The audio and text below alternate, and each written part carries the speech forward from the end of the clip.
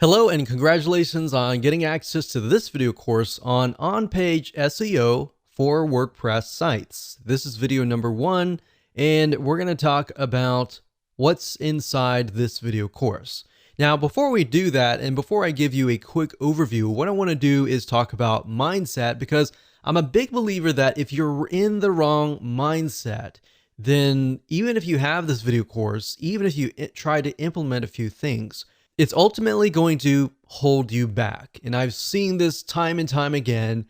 This specific mindset that I'm about to talk about holds business owners back.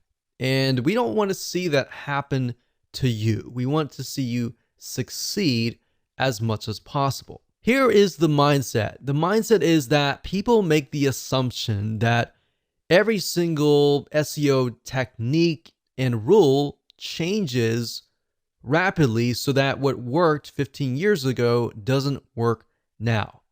Now, I will say a large majority, yes, it's true that search engine optimization does change rapidly every single month. Now, at the same time, and yes, that is true to a certain extent, but there are basic fundamentals that Google and other search engines look for that still hold true today, that still work today. So let me repeat that.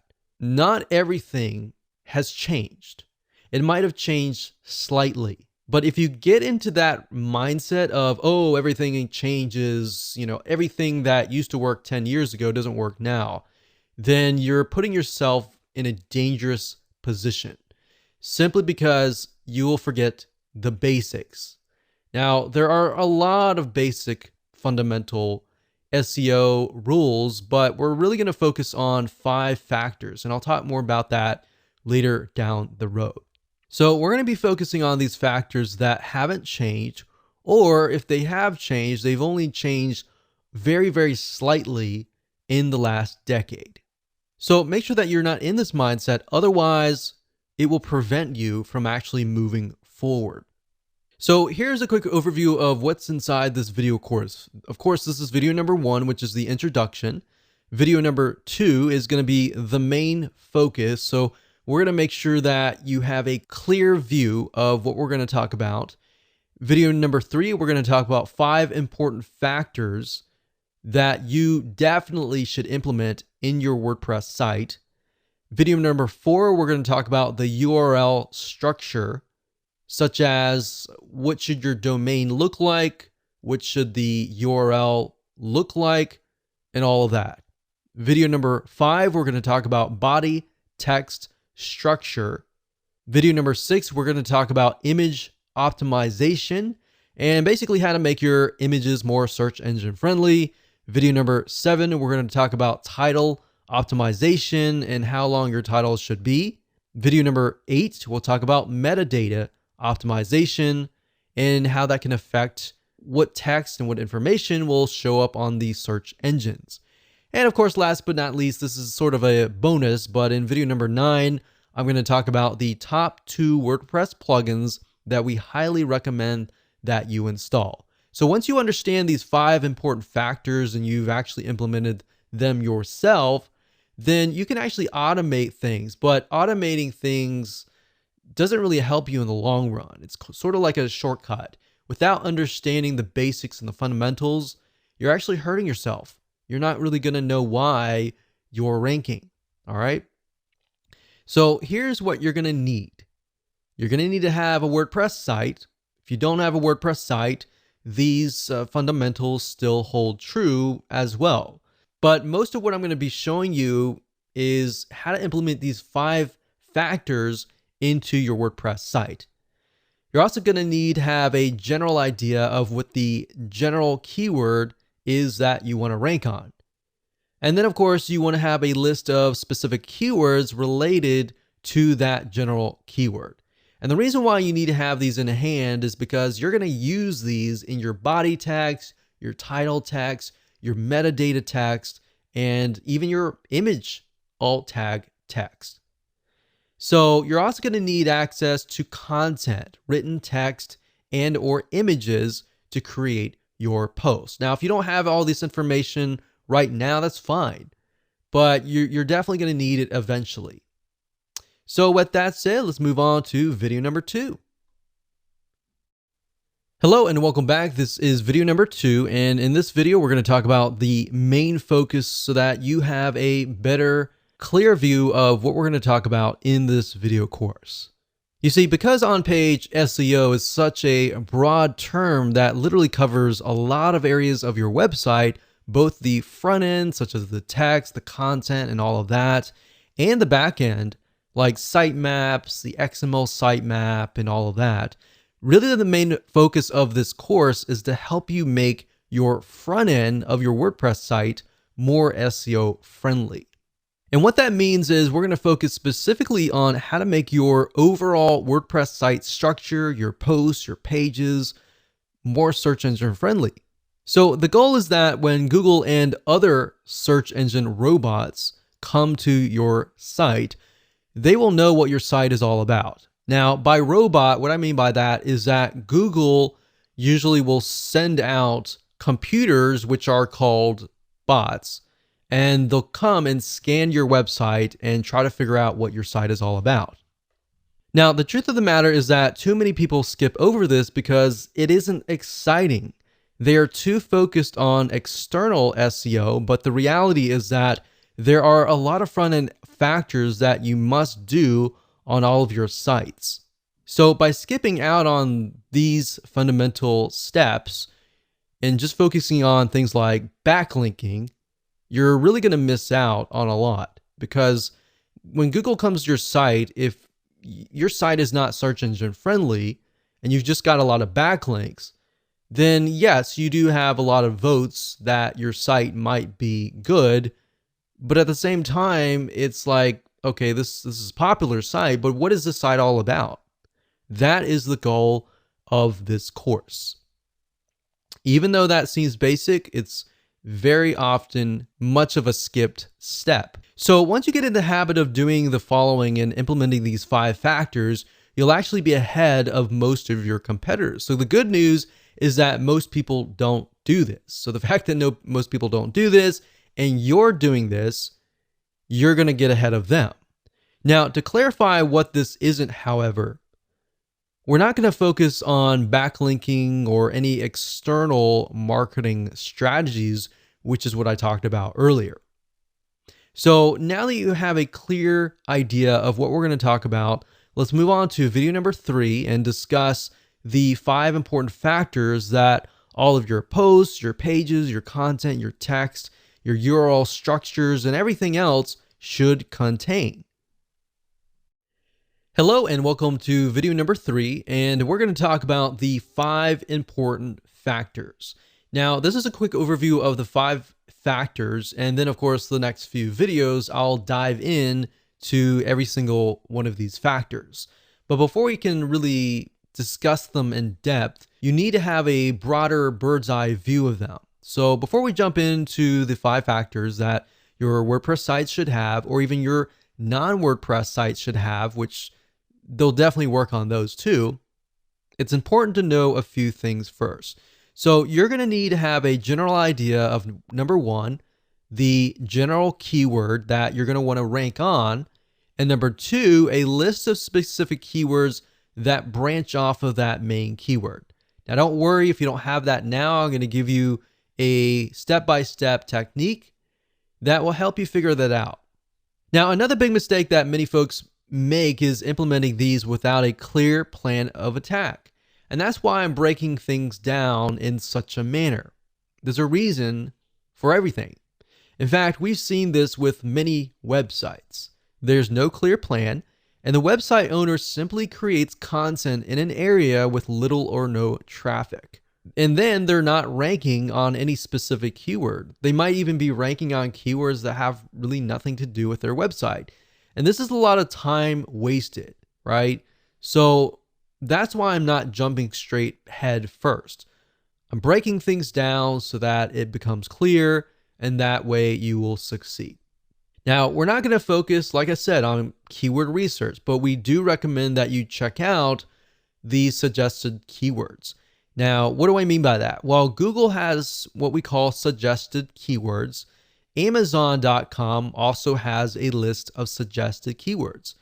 Now, this is what happens, and this is super easy. You can literally find the main keyword and a list of specific keywords within a few seconds. So here's what I want you to do. You can do this by going to google.com, for example, and typing in a general keyword. So you'll notice that when you do, Google will suggest keywords. Now, in order for the keywords to appear in the suggested box, that means that there's a ton of people that are searching for those keywords. So in other words, there's a high volume of people searching. So when I typed in the keyword survival kit, out dropped a drop down saying, well, these are other Google suggested keywords like survival kit list, ideas, Amazon, food, and backpack. Now, there's another way of doing this. If you type in the keyword and you press enter, then what's going to happen, and you scroll all the way down to the very bottom, you're going to see a list of words. So if you scroll all the way down the bottom after you made that search, you're going to find additional keywords right here where I've put a red box here. So we can see additional keywords are things like military survival kits, survival kit list, best survival kit food, items, wilderness survival kit. So we can see not only are there different keywords, but there are also different types of survival kits for different scenarios and different settings. So that gives us an idea of, okay, we can write an article on survival, military survival kits, or wilderness survival kits. So these could be totally different articles. So now that you have a basic understanding of basic keyword research, let's move on to the 5 important factors. And they are, number 1, the URL structure, or the domain name and the category name, the file name, even the page name is important. And this is what shows up in the address bar at the very top. Whenever you go to any website, you see the domain name, the page name, and all that in the search bar at the top. That is the URL structure.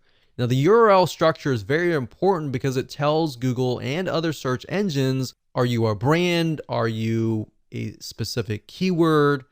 What is your website about? Now, that's just one element. There's a lot of other elements as well. Number 2, we have the body text structure, which contains basically everything on your post or your page in terms of content. So this contains both written text that you use in your posts and pages, and there's more than just slapping a bunch of content for everyone to see. So there's a lot that goes into this. So I'm going to show you, I'm going to break things down so you have a better idea of what you should include in your body text structure. Number 3, we got image optimization. What this means is making your images more search engine friendly. So just like body text, when it comes to images, Google and other search engines are not going to know right off the bat what they are. So you need to do your best to help them figure out what the images are all about.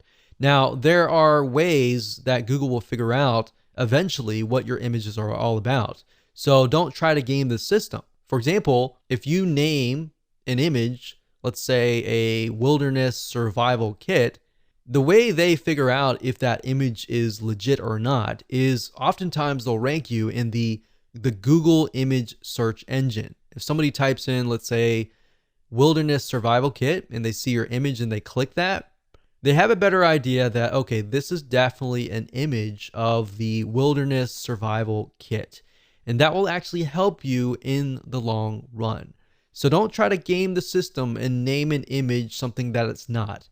Name it what it is so that it's an attracting image. And when somebody's looking for that image, they're going to find it, they're going to click it, and that's going to help you in the long run. In fact, beyond that, there's a few more steps you'll need to take. And plus, in addition to that, with the image search engine that I talked about just now, you can actually get a lot of traffic from that search engine. And of course, we got factor number 4, which is title optimization, basically how to make your titles search engine friendly, because the reality and the truth of the matter is that your titles do show up in the search engine, so you definitely need to do this right. Otherwise, you're going to attract the wrong person. Meta optimization is the same thing. You've got the description and other metadata that will show up underneath the title in the search engines. So you want to make sure that you attract the right person. Now that we've talked about the 5 important factors, let's dive into every single one of these 5. Okay, welcome back. This is video number 4, and we're going to talk about the URL structure.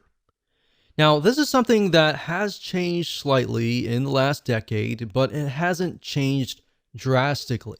Now, before we discuss what you should use in terms of a domain name and your URL structure, let's discuss why this is important. You see, when Google and other search engines try to figure out what your website is all about, they look at your website as a whole. They're not just going to look at your URL structure, your domain name, or your categories or your page name. They're going to look at everything as a whole. Plus, in addition to that, they're going to look at how people interact with your content and if that is true. Now, part of that is what appears in the URL. A search engine friendly URL structure can actually go a long way. Not only will it help the search engines figure out what your page is all about, it's also going to help a human visitor understand what the page is what. And that means that keywords still matter, but you have to be careful not to keyword stuff your URLs. And by keyword stuff, what I mean by that is you're putting too many of the same keywords in the same area. In other words, back in the day when Google started, for example, you literally could keyword stuff a page and get ranked really, really quick. But now Google has become much smarter. Their bots and intelligence have become smarter. So that's a big no-no. Don't do that. And I'm going to show you in just a minute why, if you use certain domain names, that can have a drastic impact on that. So let's talk about domain names. So what should you name your domain name? Should you use an exact match domain, meaning that the keyword is in the domain? Or should you use a brand name? Well, there's a big debate that using a keyword in the domain name will actually get you ranked higher. That actually worked back in the day. Sometimes it still works today. And there's really no right or wrong answer. Literally, at the end of the day, we don't know. Nobody knows what Google wants. In fact, what we found now is that there's so many exact match domains and so many people that are using keywords in their domain names that it actually might help and it might not. And that's why you need to make sure that you don't look at one element, but you look at the whole website as a whole. So yeah, that was quite popular maybe 5 years ago, something like this, yourkeyword.com. So maybe scubadivingmasks.com if you were trying to rank on scuba diving masks, or best scuba diving masks, or bestsurvivalkit.com. And that used to work and sometimes still does, so we can't really say for sure that if it doesn't or it does. We've noticed that it does, but we really can't say. But if you haven't noticed, Google really likes brands. They love brands. And the reason why they love brands is because brands are here to stay. If you look at a brand, it becomes a culture and it's got a following. And that's why Google loves brands. Something like this, yourbrandname.com. Now, Google is quite smart and has robots that know that people are trying to keyword stuff or game the system in terms of domain names or domains plus the URL structure. Now, we've had success with brand names, so we lean towards that as the long-term view. But then again, exact match keyword domain names work well for some other people as well. So we can't say for sure that if it's not going to work. So at the end of the day, it's really up to you. But what I'm going to show you in just a minute will reveal to you why using a brand name will actually help you, especially in preventing you from creating duplicate or keyword stuffing in the URL structure. So the URL structure looks like this: www.yourdomain.com/category/your-page-name. And that could be anything depending on how you go about naming that. And I'll show you that in WordPress, but we're just talking about the basic fundamentals right now. So let's say, for example, that you're trying to rank on red shoes. The problem with naming your domain name redshoes.com is this. Let's say, for example, that you have a category that is red shoes, blue shoes, yellow shoes, brown shoes. But that one category that's red shoes, and you have a product called Big Red Shoes, it ends up looking like this: www.red-shoes.com/red-shoes/big-red-shoes. So you see what I mean here? You've got red shoes, and red shoes 3 times in a row. That's not a good sign, because what that is keyword stuffing. Now, this isn't good because it looks like you're trying to game the system when in reality you might not be. But let's say, for example, that your brand name is Super Fast Feet. And as silly as that sounds, that's something that just came to my mind, and it'll make more sense. And the product name is Big Shoes. Now, I know that's not great, but hold on. It would look something like this: www.superfastfeet.com/red-shoes/big-shoes. So Big Shoes is a type of red shoes, but it belongs to the brand name Super Fast Feet, or the e-commerce store, or the digital store, or the local store. So by doing that, now you see red shoes only shows up once. Now, by using a brand name, you have the potential of selling other things. If you just do redshoes.com, you're stuck with only red shoes, right? But with Super Fast Feet, you could cover shoes, you could cover slippers, you could cover socks, you could cover a variety of different things. You could even cover lifestyle of running, exercise, and all of that. So brands, not only does it help you with your URL structure, but it also helps you diversify and expand what your website could potentially be about. Now, in this case, the word shoes shows up twice, but that's okay. Do you see what I mean here, and why brands actually help you avoid keyword stuffing? Now, another tip is to make sure that your URL is no longer than 90 characters long. Okay, so first things first, go ahead and log into your WordPress site, as you can see here. And then what you want to do is access the permalinks to make sure that your URL structure is search engine friendly. So what you need to do is, to the left-hand side, go to Settings, Permalinks, and then we'll get to here. Now, at this point, you're going to want to choose Post Name. Click Post Name, click Save down here, and that's it. So what this is going to do is, every time you create a post in a page, it's going to title the actual post and page and put it in the URL. You see, if you choose a numeric, or if you choose anything like this, then when Google comes to your page, they're not necessarily going to know. They're going to look for the body text, but the URL structure is by no means search engine friendly. So as you can see here, the plain version is just $P=123. As a human being as well, you don't really know what that is, right? So choose post name, click save, and that is the reason. Now, if you go on to a post or a page, so if you go to posts and choose a post or a page, this is what it's going to look like. So when you create a post and page, like for example, right here, this article here that says 10 different places to find credible freelancers online. If you have it here, you want to make sure that that is in your permalink. Permalinked is the URL structure. So we click on edit here. We can see that it says 10 different places to find credible freelancers online. So what you want to do is, obviously we can't change the domain name, but we're going to put the title in here, and you want to put dashes in between the words. And when you're done, click on OK, click update, and that's it.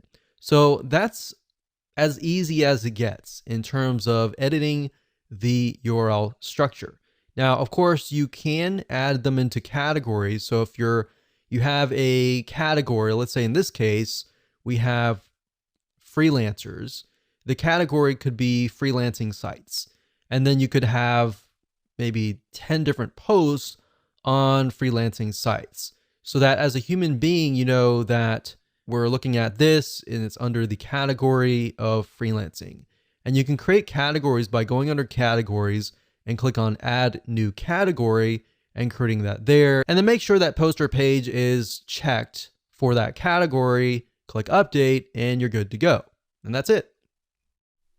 Hello and welcome back. This is video number 5. And in this video, we're going to talk about the body text structure. Basically, what should you put in your content? And as you're writing your posts and your pages, how should you optimize it? So what you write on your blog post and page should be first and foremost, definitely human friendly. And then of course, secondly, search engine friendly. See, a lot of people make the mistakes of trying to game the system, trying to make it so search engine friendly that they totally forget about who they are writing to. Now, Google at the end of the day really cares about bounce rate, and bounce rate, which we'll talk about later down the road, is basically if somebody stays on your page for a long period of time.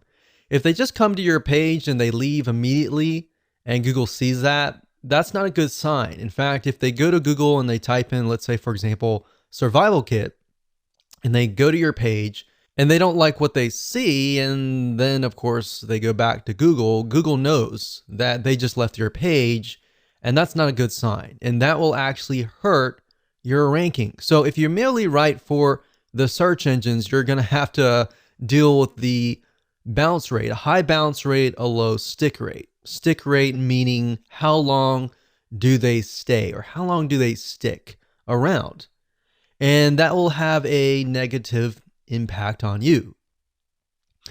So what that means is the longer someone stays on your website, the lower your bounce rate is. So if you keep that in your mind, the word bounce rate, the word stick rate, you will often see those words a lot when it comes to on-page optimization or even search engine optimization in general.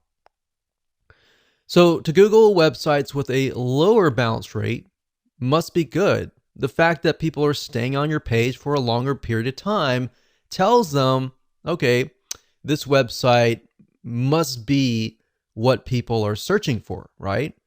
And this is important to Google and other search engines, as it also indirectly tells them that your site must have good content. And then they're going to rank you higher. So that's just one of the many, many different factors that you're going to deal with. And that said, let's discuss some elements that you need to have in your body text. You definitely want to stick to one main keyword. And you want to have that main keyword definitely in the title of your page and throughout your page. So that keyword should be the same one in the URL structure for that post or your page. Now I'm going to show you in a minute. If we hop on over to WordPress, you can name it the title, and if everything is set up correctly, the permalink or the URL structure should have that keyword, and that keyword should be spread about. Now, you definitely don't want to make it appear too many times, otherwise that will be seen as keyword stuffing. So it should appear, like I said, in the page in headings 1 and 2, which will be in the body text. And I'll give you an example later down the road when we show it to you live in action. And it should be somewhere in the first paragraph as well. It should be bold or italicized. Now, don't overdo it. There are actually ways to get around doing this and make it look natural. You got to remember, you're writing first and foremost for the human being first. So when you put it in your text, you got to make sure that it is going to make sense to the human being. And you want to try to use variations of your keywords as well. So let's say, for example, let's use the example that we talked about earlier in the URL structure video, which was red shoes. So you want to try to use variations of the keyword or even synonyms. So Google at least is smart enough. They have this huge database of words that are related. So as far as the body text and the other factors, what I'm going to do is stick with the exact same post, that we looked at in the previous video with the URL structure. So up at the top, if we say that our main keyword is maybe find credible freelancers or places to find, maybe that's our keyword, places to find credible freelancers, then what we want to do is we want to make sure that it's in the heading 1 and 2. So we could take that and we could put it here and we could highlight that. And then under this drop box here, we want to do heading 1. So that would be the heading. And then you want to make sure that it's heading 2, but we can do that later. So you want to make sure that it is in the first paragraph. So it says, are you looking to outsource some of your work so that you can focus on your business better? Finding the right person can be difficult, but there are places online where you can search for credible freelancers. So places to find, we could say, so let's discuss places to find credible freelancers. So obviously the first letters are capitalized. So I want to make sure that it's human friendly. So we say, so let's discuss places to find credible freelancers. And then you can highlight that. So places to find credible freelancers. So this can be italicized. This can be bolded like that. All right. So that needs to be in the first paragraph. You can also have it later down the road as a heading 1. And if we scroll down, we don't have an image right now, but we'll talk about that later. We'll find an image and I'll show you how to add an alt tag. You want to do that. You want to go through and you want to create variations of this keyword. So places to find credible freelancers, Fiverr.com. This is a good place to find great freelancers. So we use the word credible. You can mix it up and say good place to find great freelancers or hardworking freelancers. So what I'm saying here is you don't necessarily have to use that exact match keyword, but you're using variations so that Google knows that you're not trying to game the system and you're not trying to keyword stuff. But at the same time that it's a variation or it's a similar synonym or word so that it appears more natural. So we can go through here, we can do other things as well. That's pretty much the basics of it. But another thing you can do is tags as well. So you can add tags. Let's move on to the next video. Hello and welcome to video number 6. And we're going to talk about image optimization, or in other words, how to make your images more search engine friendly. You see, when it comes to images, you need to tell the search engines what the images are. They're not really going to know off the bat what the images are. Now, there are ways that Google can figure out what the images are, which we'll talk about in just a second. Now, while Google and other search engines will one day be smart enough to be able to figure out what images are, right now you need to help them out just a little bit, get them a kickstart that they need. So you're going to need to take your main keyword or variations of the main keyword or even specific keywords based on the main keyword and insert them into the alt tags in your images. If you don't know what those are right now, don't worry about it. We're going to show you in just a minute. Now, what I recommend that you do is, let's say, for example, that you have 3 images on your page. In fact, the more images, the better. You don't want to get too much, but the more images, the better. And what I recommend is the first image that you have, you're going to want to put the main keyword in there. Now make sure that it actually relates to the image itself. So if the image is an image of a shoe, you definitely don't want to put like something like a peanut butter sandwich or something. So you definitely want to put something that's related, right?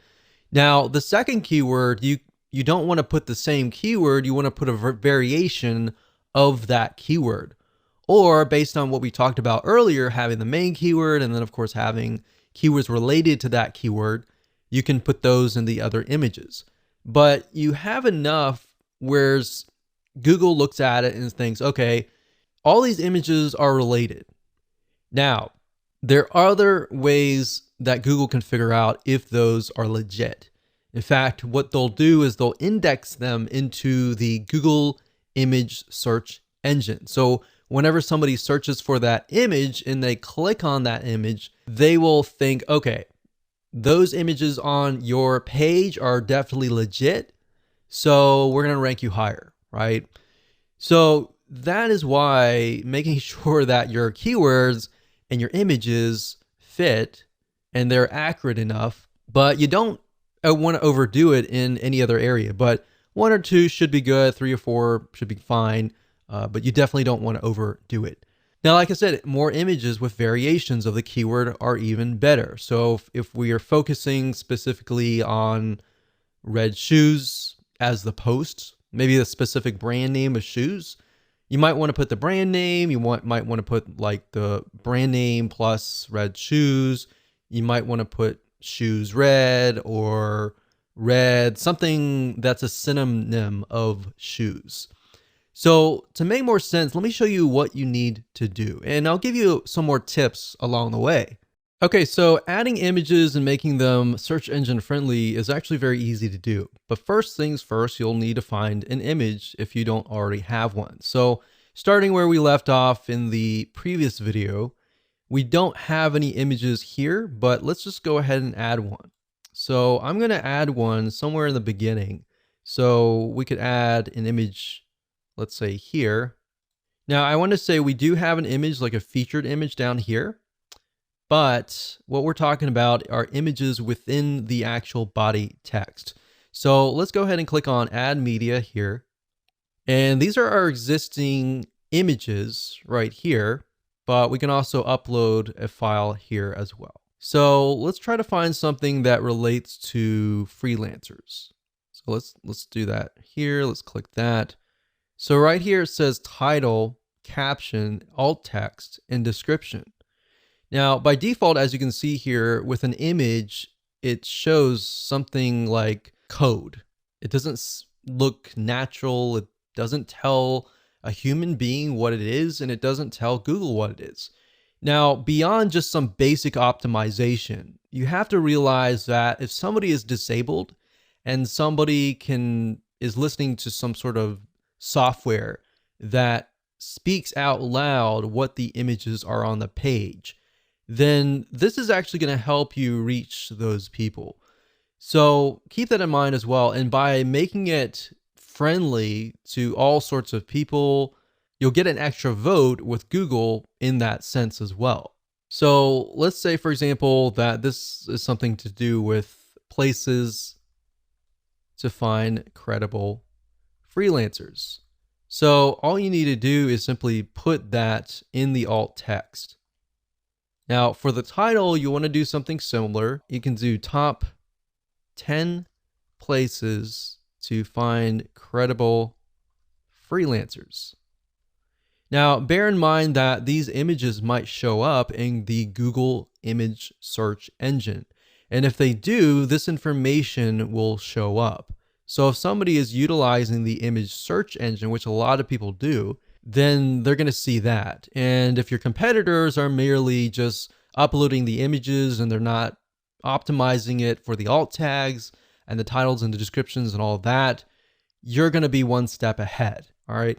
So caption can be, this image shows a screenshot of the top 10. So we could do a variation of 10. So 10 as in TEN places to find great freelancers.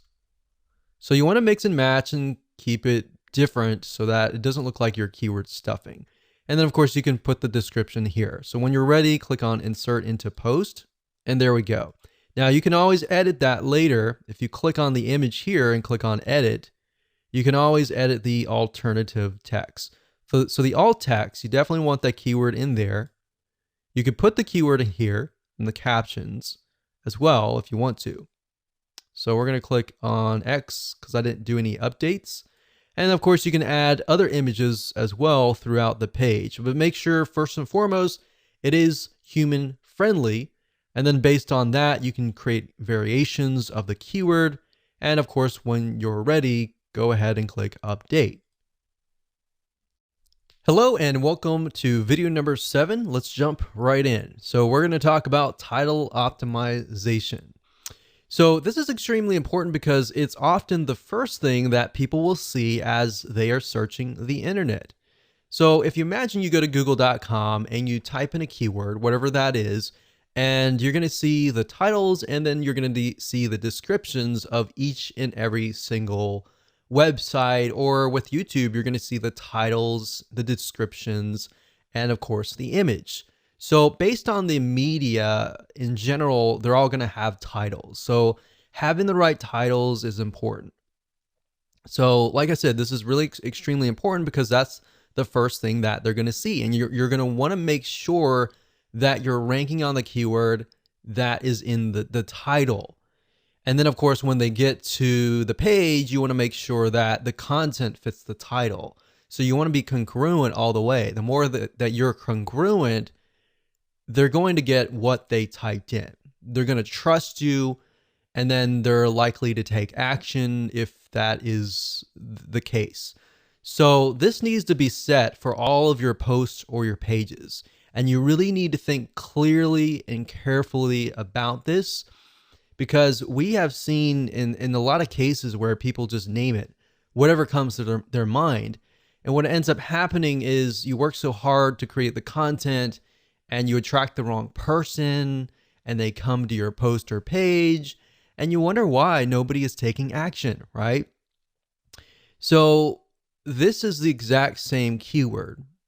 And to make it easier for you to be congruent, if you take the keyword that's in your URL structure, that's in your title, make sure that it's in your title somewhere, because that's what your viewers are searching for. Now, sometimes people will put the keyword straight up in the beginning and they'll put the keyword dash whatever. But what I recommend that you do is put the keyword in the title, but you want to make sure that it sounds right. It's got to be human friendly first, and then of course secondary search engine friendly second. Because at the end of the day, and the way Google is moving towards long-term wise is towards engagement, more social engagement, people engagement. That is what is important to them. Because at the end of the day, if you think about it, their goal is for people to search, find what they want. So they want to make sure that they connect you to the right person. And all they really care about is they don't really care about you. They care more about the customer, who is the person who is searching, right? So as long as you're on the top 10 of the Google search engine for that keyword, and that keyword is appearing in the title, it's highly likely that the prospect will click through your website. Now, as basic as this sounds, I want to make sure that you understand that it's important. Most of your competitors are not really going to do this. And if they are, they're going to miss something along the way, right? What we've seen over the years is sometimes they'll have the title right, they'll have the URL structure right, but when people go to the content, it just doesn't make sense. So as long as you're congruent from the keyword to the title, to the poster page, to the content itself, to the call to action, to the product, everything is congruent from that point in the beginning to the end, you're most likely gonna gain the trust of the prospect, and you're most likely gonna get the conversion. That's the most important thing. So as long as your poster pages are related, you're most likely gonna see a higher conversion rate across the board, like I said earlier. Now, as a rule of thumb, your title should be no more than 75 characters long. You don't want it to be too long, because psychologically that will actually overwhelm whoever is typing things in. And most people are just scanning, they're not reading. They're looking for what they're looking for really quick. So if you have something short, straight to the point, you're most likely going to win as long as it's optimized and it's correct to that keyword. So now that we've talked about the fundamentals, let me go ahead and show you what you need to do to set this up properly. So we already briefly talked about the title, but this is your title, right? So a lot of times, let's say, for example, that the keyword is places to find credible freelancers. Sometimes you'll find people do something like this, places to find credible freelancers. And then of course, they'll put the keyword first and then they'll put a sentence. You can do that if you want to. There's no proof that it doesn't work, it works or anything like that. But you definitely want to make sure that it is human friendly first and foremost. So in this case, ours is 10 different places to find credible freelancers online. Or we could do something like top 10 places to find credible freelancers. Now, whatever you do, if you change the title here, make sure that it's changed right here as well. So if we do that and we go back over here, we just copy that in, but we need to make sure that there are dashes in between the words. So what I'm doing right now is I'm simply adding dashes in between the words. So there we go. We click OK, and that's it. So the title is crucial. Now, I'll show you later down the road where you can use 2 WordPress plugins, which you can add more data, like the metadata, the description data, and all of that. But for now, by default, if you don't have those WordPress plugins, what the search engine will often do is they'll grab the title. So we'll click update, and that's it. Okay, so this is video number 8, and we're gonna dive straight in and talk about meta optimization. So this is the description that is gonna show up on the search engines. So just like the title optimization video beforehand, this is what people are gonna see in this search engine when they search the internet for a specific keyword. So in other words, it's the description beneath the title. And you're going to need to make sure that this is set up both in your posts and your pages.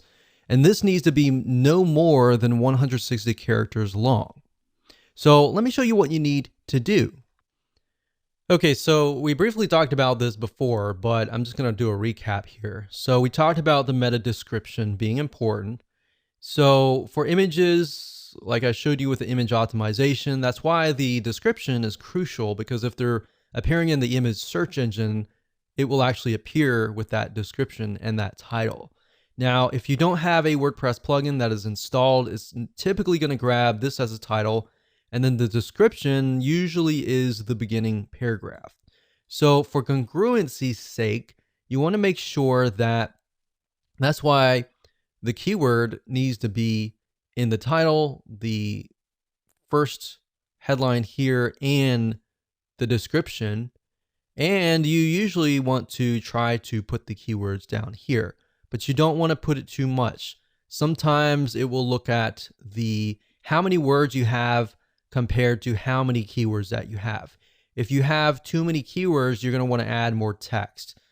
If you have more keywords, you definitely want to add more images as well. So the more images, the more text that aren't really that specific keyword, the better.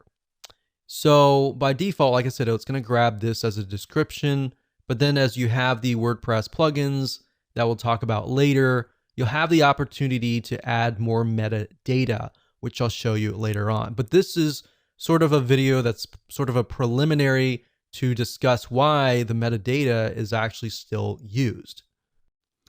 Hello and welcome to video number 9, and congratulations, first and foremost, you've reached the end of this video course. And this is kind of a bonus because we talked about how to manually optimize your WordPress site. Now we're going to talk about how to automate the process. Now, the reason why I didn't jump straight into this was simply because you need to understand why things are important, what elements you need to have on your pages to make it important.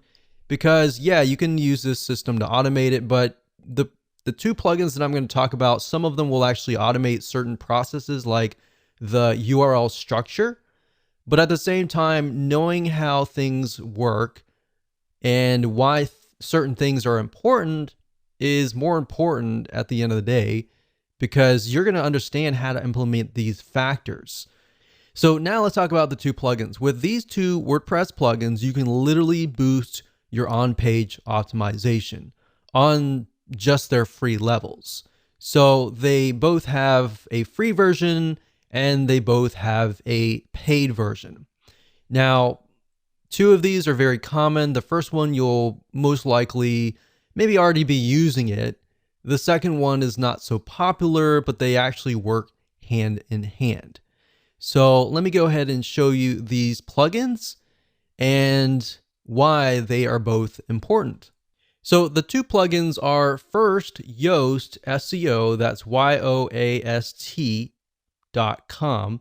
And if you go here, you can get a better idea of what it's all about. But this is one of the most popular SEO plugins, and this will actually help you optimize your site automatically. So now that you understand the basics, the title, the description on all of that, a lot of times what Yoast will do is if you just create a title and you put that in the title of the WordPress post or page, you click update, it'll automatically fill in the permalink or the URL structure.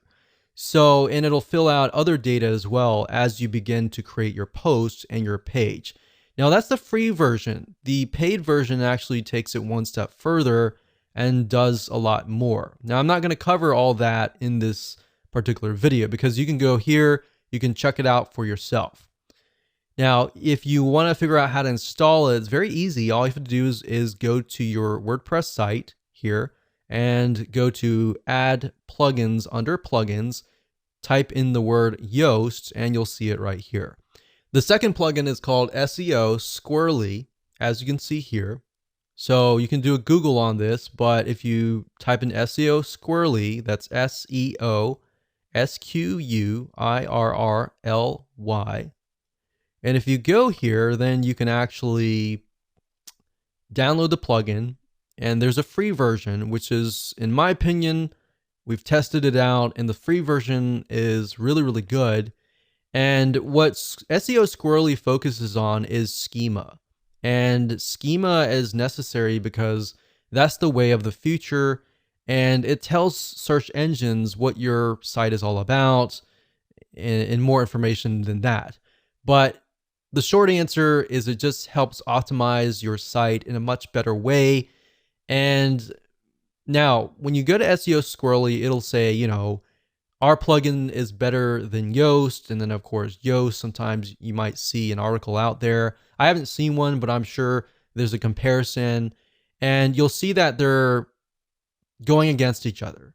But at the same time, you can either do Yoast or you can do SEO Squirrely. Now, what we've found is SEO Squirrely focuses on schema, like I said, and schema is just a way to make your site appear in the search engines where people will click on your link. So if you've seen, for example, the ratings, the 5-star ratings that appear in the search engine, that is based on schema.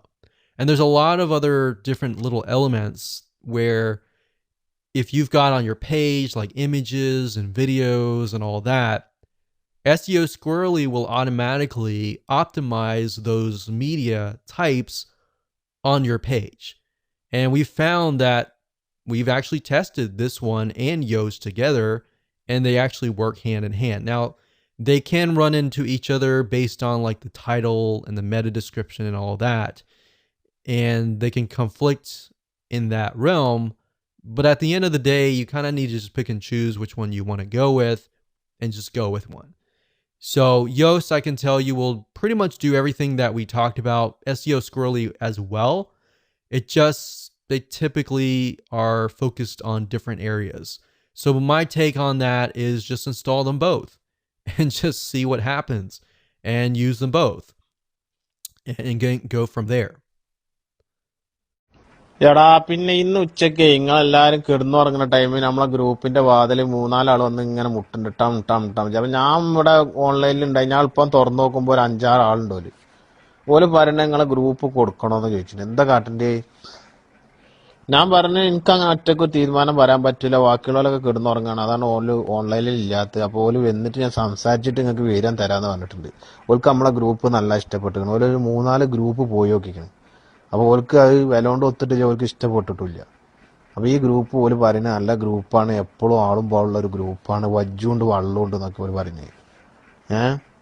അപ്പം ഇനി നിങ്ങളെ തീരുമാനം എന്താ വെച്ചാൽ പെട്ടെന്ന് പറയണ്ട. ഓല് ഇങ്ങനെ വിളിച്ചിട്ടുണ്ട്, എന്തായി മറ്റൊരു തീരുമാനം എന്തായി. അപ്പോൾ എല്ലാവരും പെട്ടെന്നൊരു വിവരം പറയട്ട. ഹലോ, കമ്പി ഓഫീസല്ലേ? കുറേ നേരമായി ഞാൻ വിളിക്കുന്നു. ഞമ്മക്കിവിടെ പോയിക്കണ്. പിയാപ്പിള ടോർച്ചടിച്ച് നോക്കിയിട്ട് പറഞ്ഞ് ഉള്ളിലല്ല പുറത്താണ് പോയതെന്ന്. കാലിൻ്റെ മുകളിൽ ഒന്ന് വന്നിട്ടൊന്ന് റെഡിയാക്കുമോ? പിന്നെ മെനിയാതെ വന്ന ആളെ വിടണ്ട കേട്ടോ. മൂപ്പരിടുമ്പോൾ പെട്ടെന്ന് പോയി പോണുണ്ട്. No, no, no, no.